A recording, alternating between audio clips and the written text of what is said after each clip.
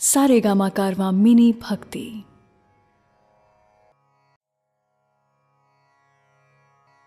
भगवद गीता अध्याय 5 कर्म संन्यास योग।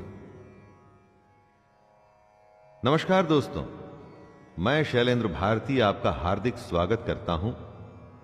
गीता की गंगा में बहते हुए हम 5वें चैप्टर पर आ गए हैं।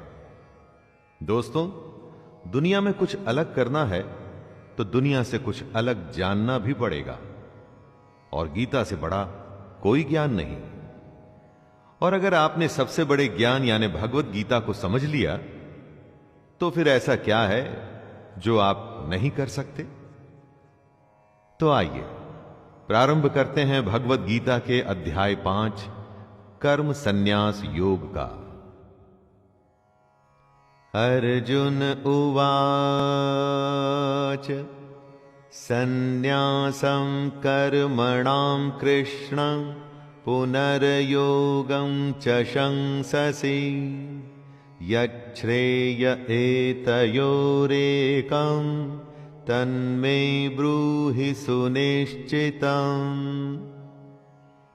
अर्जुन बोले, हे कृष्ण, पहले तो आप कर्मों के संन्यास की बात करते हैं और साथ ही साथ में कर्मयोग की तारीफ भी करते हैं। प्रभु, आप सीधे सीधे जो मेरे लिए फायदेमंद है वो बताइए।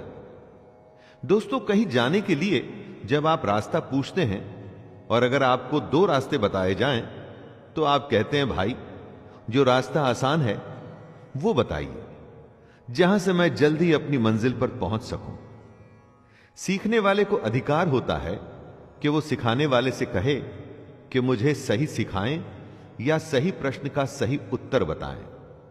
हम भी अर्जुन की तरह हमेशा ऐसी ही हालत में होते हैं दोस्तों, जहां हमें सही जवाब नहीं पता होता, और अर्जुन की तरह हमें भी जवाब पाने से कभी पीछे नहीं हटना चाहिए। श्री भगवानुवाच संन्यासः कर्मयोगश्च निःश्रेयस्करावुभौ तयोस्तु कर्म संन्यासात् कर्मयोगो विशिष्यते। श्री भगवान कहते हैं, कर्म संन्यास और कर्म योग ये दोनों ही फायदा पहुंचाने वाले हैं, लेकिन इन दोनों में कर्म योग साधन आसान होने की वजह से बेहतर है। दोनों रास्ते मंजिल पर पहुंचाएंगे, लेकिन एक रास्ता मुश्किल है। इसमें जगह जगह पर नदियां, नाले, पहाड़ और खाइयां आएंगी, लेकिन दूसरा रास्ता इससे कहीं आसान है, और यह रास्ता है कर्म योग का। कर्म योग वो रास्ता है जो हम में से हर कोई हर समय कर सकता है। इसके लिए कोई खास बड़ी तैयारी नहीं करनी होती दोस्तों, बस अपनी रोजमर्रा की जिंदगी को निष्ठा और कर्तव्य के साथ जीना होता है। ज्ञेयः स नित्य सन्न्यासी यो न द्वेष्टि न कांक्षति निर्द्वंद्वो हि महाबाहो सुखं बंधात् प्रमुच्यते। हे अर्जुन, जो पुरुष न किसी से जलन रखता है और ना ही किसी वस्तु को पाने की इच्छा रखता है, ऐसे कर्मयोगी को सन्यासी समझना चाहिए, क्योंकि ऐसे लोग जो मोह और क्रोध से छूट जाते हैं, ऐसे लोग संसार के बंधन से मुक्त हो जाते हैं। उन्हें या तो कुछ पाने की इच्छा होती है, जैसे धन, शोहरत, या ऐसी हालत जिससे आप नफरत करते हैं और निकलना भी चाहते हैं। जब इस तरह के दुनिया के बंधन में फंसे होते हैं तो और कुछ नहीं कर पाते, बस फंसते ही चले जाते हैं। लेकिन जैसा कृष्ण कह रहे हैं, अगर आप दोनों को छोड़ सकें, ना ही इच्छा हो और ना ही किसी के लिए नफरत, तो आप ऐसे कर्मयोगी हैं जिसको सच्चा सन्यासी माना जाएगा। सांख्ययोगौ पृथक् बालाः प्रवदन्ति न पंडिताः एकमप्यास्थितः सम्यक् उभयोर्विन्दते फलम्। कुछ लोग ऐसा मानते हैं कि सन्यास और कर्म योग से अलग अलग फल मिलता है। कृष्ण ऐसे लोगों को मूर्ख बता रहे हैं।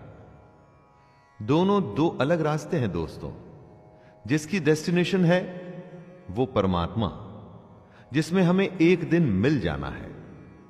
सन्यासी उसे मत मानिए जो गेरुए कपड़ों में दुनिया को छोड़ भिक्षा मांग के जिंदा रहता है। असली सन्यासी वो है जिसने अपनी फीलिंग्स पर विजय पाई है, जो अच्छे और बुरे को एक जैसा समझता है। और कई ऐसे हैं जो कर्म योग में रहकर भगवान को पाना चाहते हैं। वो भी गलत नहीं है। आपको अपना रास्ता स्वयं चुनना है। यत् सांख्यैः प्राप्यते स्थानं तद्योगैरपि गम्यते एकं सांख्यं च योगं च यः पश्यति स पश्यति। परम धाम यानी सदगति, फाइनल डेस्टिनेशन ज्ञान योगियों को भी प्राप्त होता है और कर्म योगियों को भी। इसलिए समझदार को ज्ञान योग और कर्म योग को एक ही समझना चाहिए। कृष्ण ये बात उनके लिए कह रहे हैं जो जगह जगह ज्ञान दिए फिरते हैं कि हर समय भगवान की पूजा करो और कोई काम मत करो। यह पाखंड है दोस्तों। जैसे ज्ञान योग एक रास्ता है, वैसे ही कर्म योग से भी आप मंजिल को पा सकते हैं। इसमें ध्यान देने की बात यह है कि कृष्ण कभी भी परिवार को छोड़ने की या अपने कर्तव्य को छोड़ने की बात नहीं करते। सन्न्यासस्तु महाबाहो दुःखमाप्तु मयोगतः योगयुक्तो मुनिर्ब्रह्म न चिरेणाधिगच्छति। कृष्ण अर्जुन को कर्म योग की अहमियत को समझाते हुए कहते हैं कि सन्यास का अर्थ है अगर ज्ञान योग में भी कर्म योग का सहारा लोगे तभी तुम दुनिया के पचड़ों से ऊपर उठ के और सच्चाई को जान पाओगे। और अगर तुम्हें सच्चाई को जानना है तो अपने आप को कर्तापन यानी कि अहंकार, जैसे कि मैं हूं, मैं ही करता हूं, इसे छोड़ना होगा। और इसे कैसे छोड़ा जाए? अपनी इंद्रियों को वश में करके, फल की इच्छा को पूरी तरह से त्याग करके, कर्म को करके उसे भगवान को सौंप के अहंकार छोड़ा जा सकता है। अगर आपने ज्ञान योग का सहारा लिया तब भी यह कर्मयोग तो आपको करना ही होगा। तो फिर सीधे कर्मयोग ही क्यों न किया जाए? योग युक्तो विशुद्धात्मा विजितात्मा जितेन्द्रियः सर्वभूतात्मभूतात्मा कुर्वन्नपि न लिप्यते। यदि नदी के पानी को आप चाहे घड़े में भर लें, वो रहेगा तो पानी ही।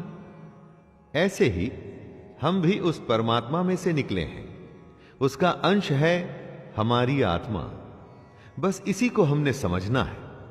और वो कैसे होगा? कृष्ण उत्तर देते हैं कि जिसका मन अपने वश में है, जिसने इंद्रियों को जीता है और जो अंदर से एकदम शुद्ध है, ऐसा कर्मयोगी कर्म करता हुआ भी कर्मों के चक्कर में नहीं पड़ता। और जब कोई इस अवस्था में आ जाता है तब उसका सामना होता है उसकी अपनी आत्मा से। दोस्तों, दुनिया का सबसे बड़ा सच यही है और इसी को जानने का ही यह सारा खेल है। और यही बात कृष्ण अलग अलग तरीके से समझा रहे हैं।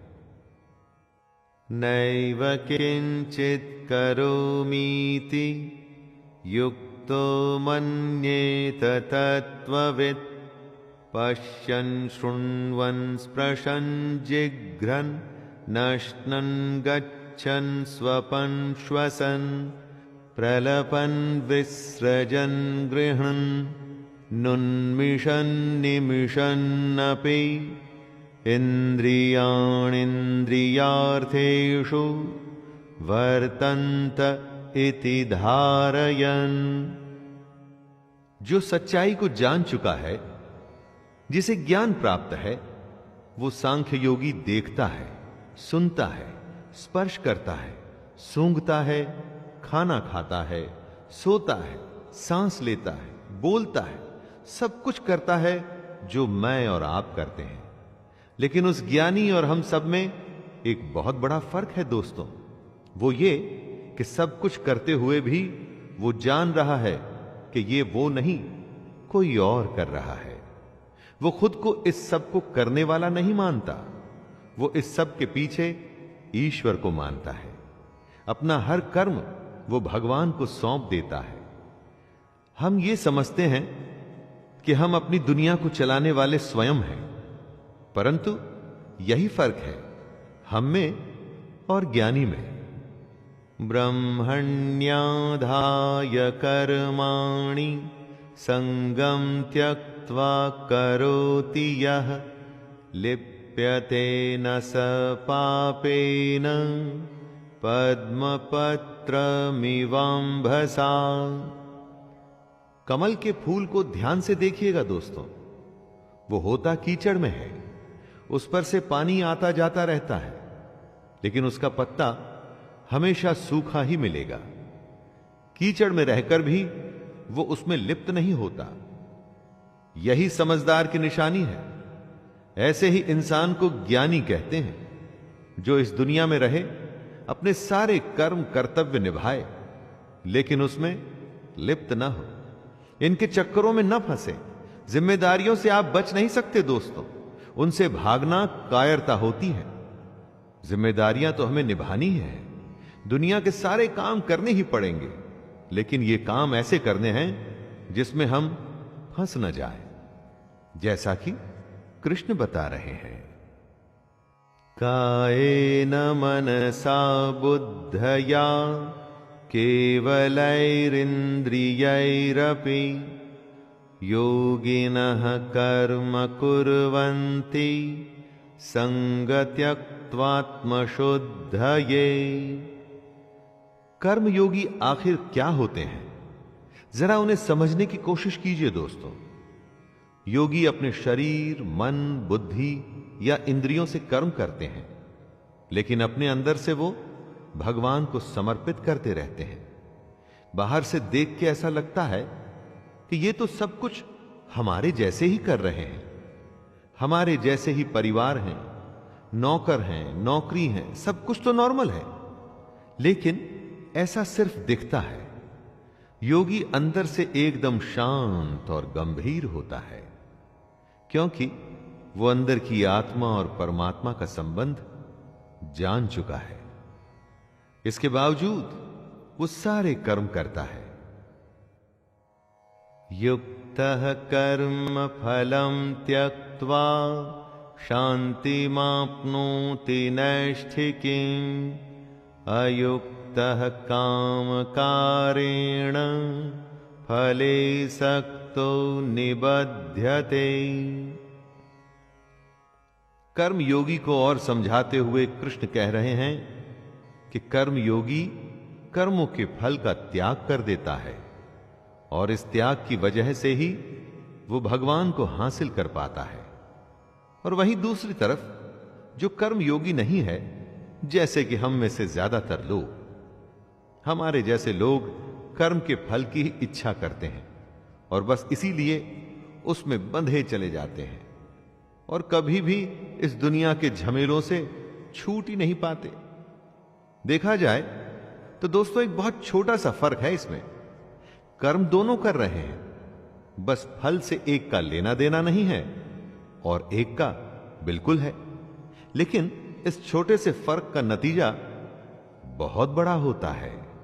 सर्व कर्माणि मनसा सन्न्यस्यास्ते सुखं वशी नवद्वारे पुरे देहि नैव कुर्वन्न कारयन्। हमारा शरीर एक घर है जिसे 9 द्वारों वाला माना गया है। 9 द्वार जैसे 2 आंखें, 2 कान, 2 नाक के छेद और इत्यादि।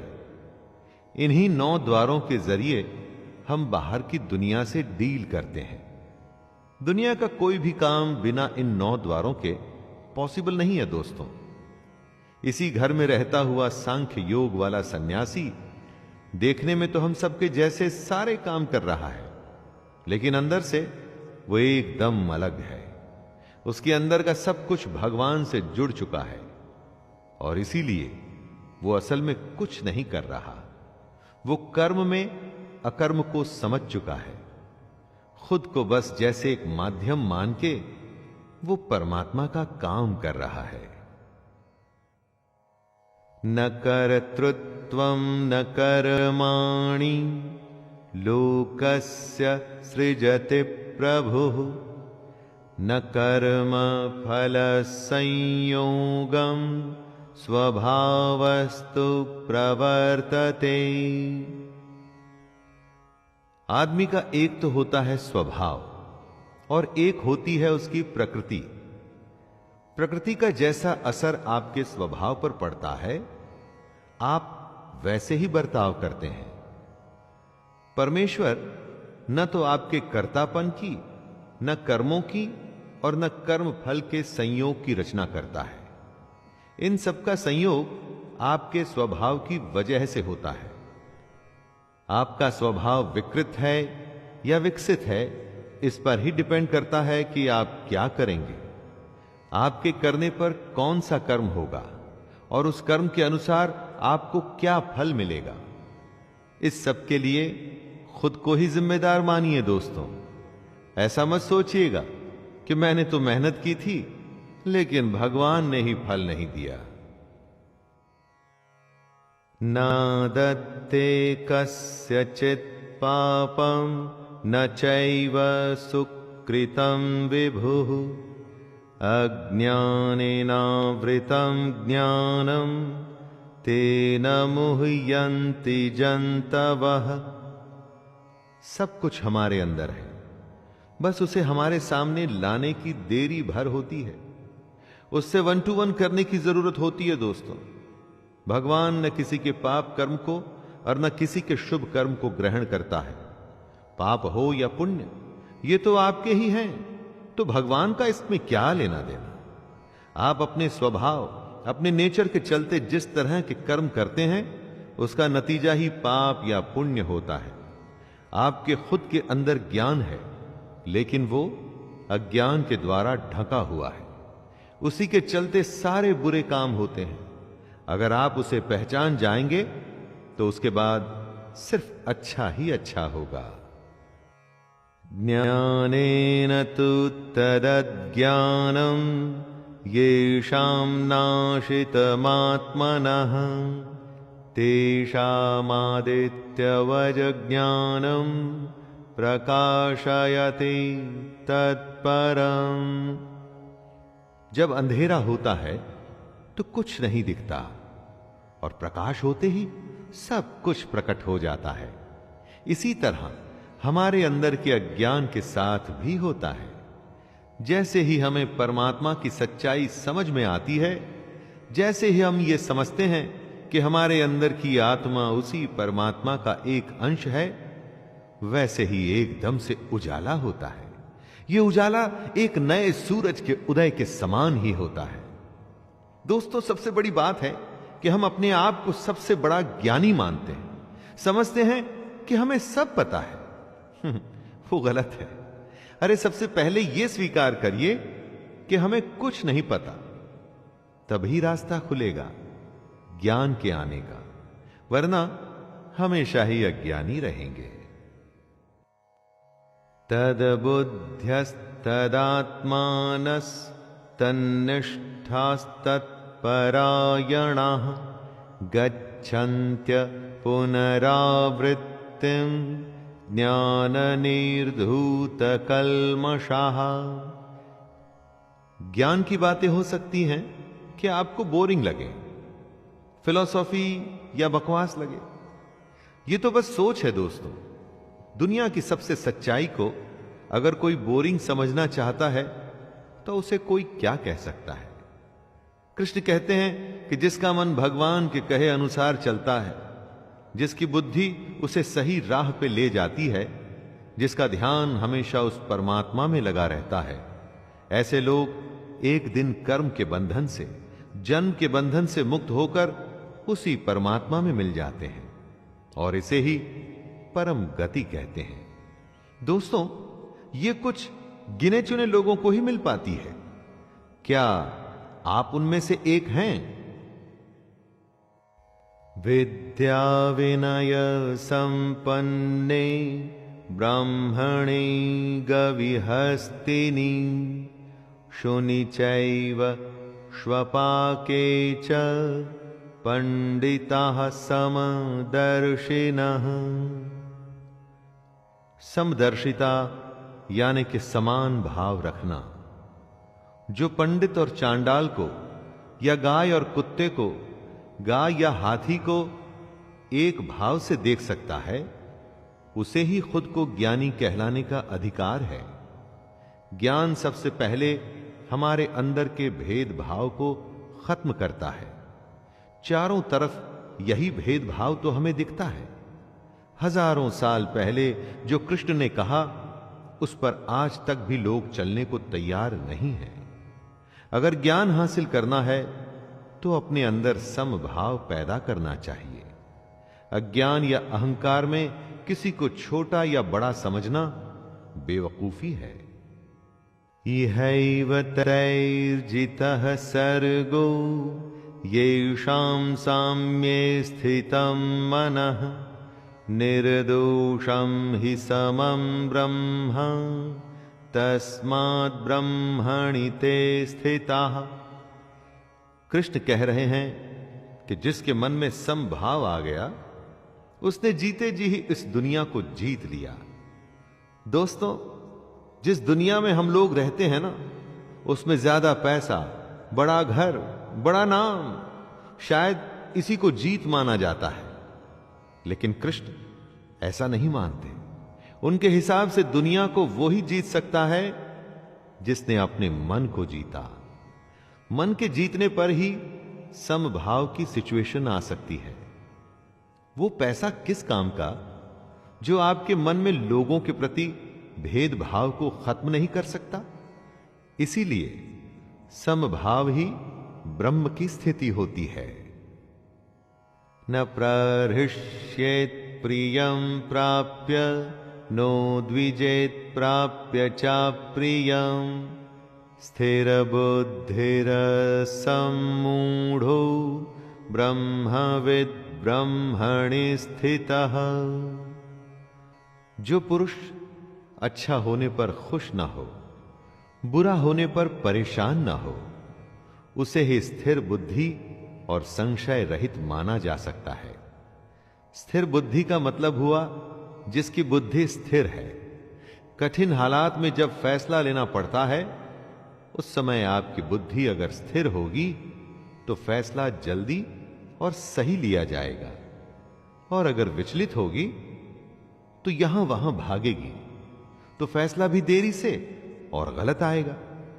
स्थिर बुद्धि ही आपके मन के संशय और शक को भी दूर करती है, और तभी आप बनते हैं संशय रहित यानी डाउटलेस। दोस्तों, मन से शंका अगर दूर हो जाए तो निश्चय की स्थिति आती है। बाह्यस्पर्शेष्वसक्तात्मा विन्द्यत्यात्मनि यत् सुखं स ब्रह्मयोगयुक्तात्मा सुखमक्षयमश्नुते। धन धान्य, खाना, अपनों का प्यार, महंगी चीजें, ये सब बहुत ही आनंद देती हैं। दुनिया की चीजों का मजा ही कुछ अलग है। इसीलिए तो हम हमेशा इन्हीं बाहरी चीजों को हासिल करने में लगे रहते हैं। अब अगर आपको यह बताया जाए कि कुछ ऐसा भी है जो इन सबसे सैकड़ों हजारों गुना ज्यादा आनंददायक है, तो दोस्तों क्या आप उसे हासिल करने की कोशिश करेंगे? जी हां, भगवान कृष्ण की भगवत गीता वही बता रही है। बाहर की चीजों से ज्यादा जिसे अपने अंदर की बातों से ज्यादा आनंद आता है, सच्चा ज्ञानी वही है। उसी ज्ञानी को ऐसे आनंद का अनुभव हो सकता है जिसके बारे में हम और आप सोच भी नहीं सकते। ये ही संस्पर्शजा भोगा दुःखयोनय एव ते आद्यन्तवन्तः कौन्तेय न तेषु रमते बुधः। आंखें देखती हैं, कान सुनते हैं, जीभ स्वाद बताती है, त्वचा स्पर्श करती है। इन्हीं इंद्रियों और उनके विषयों के भोग से हमें आनंद की प्राप्ति होती है। इन्हीं सब से हमें सुख मिलता है। एकदम गलत। जी हां, एकदम गलत। हम ऐसा समझते हैं कि इन सब इंद्रियों के भोग से हमें सुख मिल रहा है ना। कृष्ण बता रहे हैं कि असल में ये सब इंद्रियों का भोग ही हमारे सारे दुखों का कारण है। इसको टेस्ट करने का भी एक सिंपल टेस्ट कृष्ण बताते हैं। कुछ अच्छा खाने का स्वाद तभी तक है जब तक आप खा रहे हैं। कुछ अच्छा सुनना भी थोड़ी देर तक ही आनंद देता है। इसलिए दोस्तों, इंद्रियों के सारे आनंद नाशवान हैं, यानी कि खत्म हो जाते हैं। इसलिए ज्ञानी पुरुष इन इंद्रियों के सुखों में नहीं फंसते। शक्नोति हैव यः सोढुं प्राक्शरीर विमोक्षणात् काम क्रोधोद्भवं वेगं सयुक्तः स सुखी नरः। हम में से जो भी मरने से पहले, इस शरीर के नाश होने से पहले ही अपने काम क्रोध को नियंत्रण में रखने में समर्थ हो जाता है, वही पुरुष योगी है और वही सुखी भी है। कृष्ण कहना चाहते हैं कि समय थोड़ा सा है। समय पूरा होने के बाद तो मर ही जाना है। उसके बाद फिर कोई दूसरी योनि मिलेगी, शायद कुत्ते की, पक्षी की, गधे की, घोड़े की, किसको पता। तो मरने से पहले ही अगर अपने मन पर विजय पा लोगे, अपने काम क्रोध से पैदा होने वाले भावों को संभाल लोगे, तो तुम्हारा भला हो जाएगा।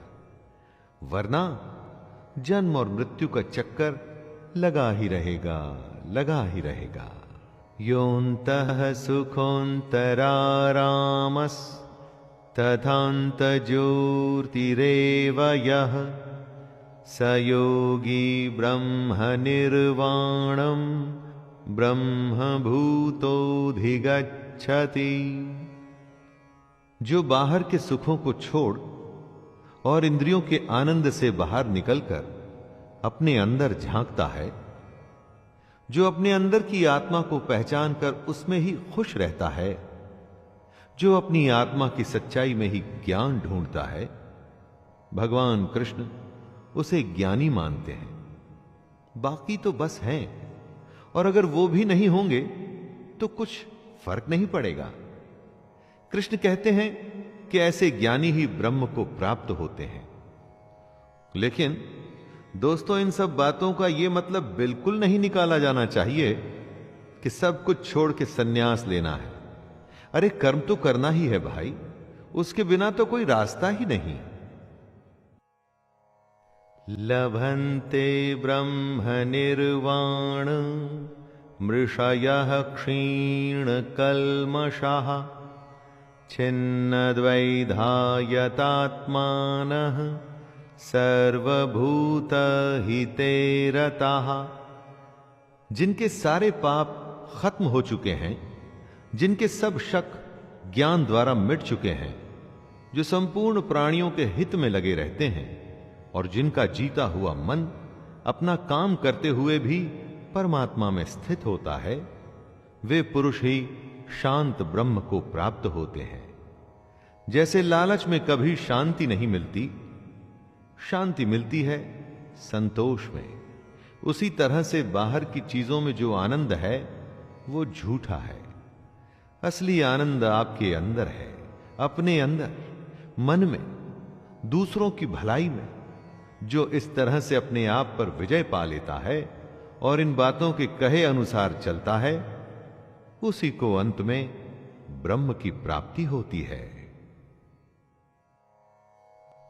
काम क्रोध वियुक्तानां यतीनां यतचेतसां अभितो ब्रह्म निर्वाणं वर्तते विदितात्मनां।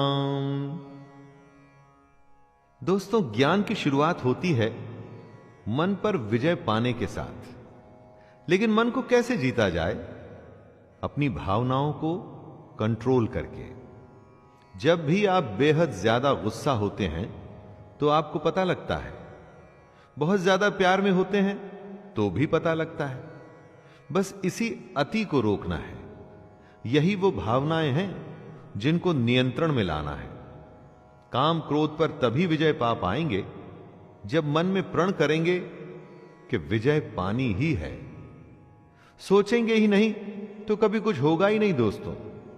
और जिस दिन ऐसा हो गया तो सोच लीजिए, आपके अज्ञान पर से पर्दा हट रहा है और आप ब्रह्म के पास हो रहे हैं।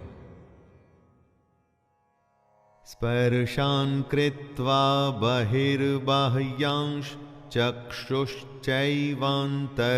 भ्रुवोः प्राणापानौ समौ कृत्वा नासाभ्यन्तरचारिणौ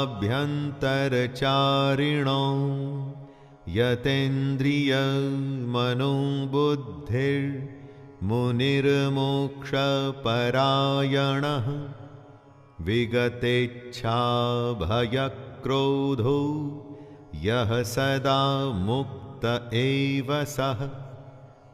दुनियादारी को भूल बाहर के विषय भोगों को छोड़ के आंखों की दृष्टि को माथे के बीच में स्थित करके अपनी सांस पर ध्यान दीजिए। इसे ही प्राणायाम कहते हैं।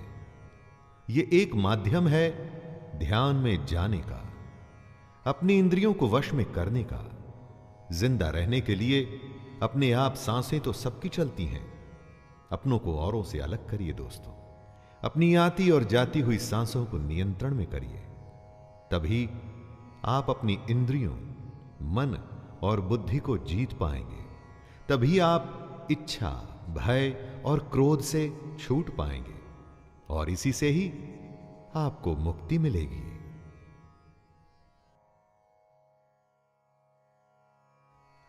भोक्तारं यज्ञतपसां सर्वलोकमहेश्वरं सुहृदं सर्वभूतानां ज्ञात्वा मां शान्तिमृच्छति।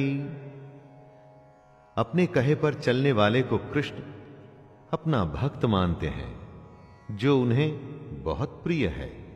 वो कहते हैं कि जो यज्ञ करता है और सैक्रिफाइस करके मेरे कहे पर चलता है, अपने कर्तव्यों का सच्चे मन से पालन करता है, वो एक दिन मुझे ही प्राप्त होता है और मैं उसे प्राप्त होता हूं। दोस्तों, कृष्ण को आप भगवान भी मान सकते हैं या उन्हें आप शांति भी मान सकते हैं। उनके कहे पर चलने में हो सकता है आपको भगवान मिले या हो सकता है आपको शांति मिले, और इन दोनों अवस्थाओं में कोई फर्क नहीं है। जिस दिन भगवान की सच्चाई मिल जाती है, उससे बड़ी शांति और कोई हो ही नहीं सकती। तो दोस्तों, ये था अध्याय 5। इसमें कृष्ण ने अर्जुन की दुविधा को दूर करते हुए बताया कि सन्यास योग और कर्म योग दोनों ही रास्ते भगवान की ओर ले जाते हैं, लेकिन कर्म योग कुछ विशेष है। इस दुनिया और उस दुनिया के बीच की कड़ी है ये भगवत गीता। तो दोस्तों, अध्याय 6 में फिर से मुलाकात होगी तब तक के लिए अपने दोस्त शैलेंद्र भारती को आज्ञा दीजिए। जय श्री कृष्ण।